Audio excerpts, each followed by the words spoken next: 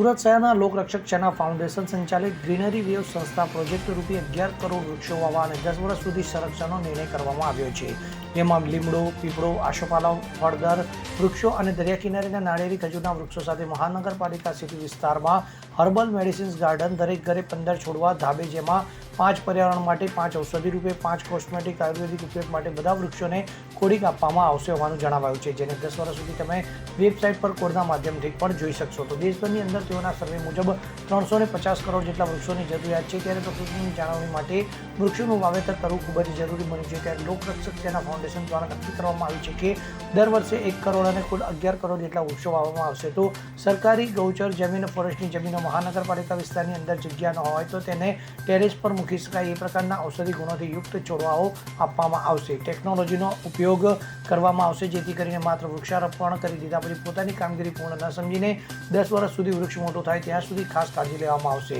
દરેક વૃક્ષનું કોડિંગ કર્યું હોવાથી કોઈ દાતા દ્વારા જો વૃક્ષારોપણ પણ પોતાની ઈચ્છાથી કરાવ્યું હશે તો તેની સ્થિતિ કેવી છે તે અંગે પણ તેઓ સતત મોનિટરિંગ કરી શકે એ પ્રકારની પણ વ્યવસ્થા કરવામાં આવશે હોવાનું જણાવાયું હતું.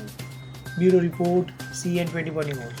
હવે જુઓ દેશ દુનિયાની તમામ ખબરો તમારી આંગળીના ટેરવે. ઉઠાવો મોબાઈલ અને Google Play Store પરથી ડાઉનલોડ કરો અમારી CN24 ન્યૂઝ મોબાઈલ એપ.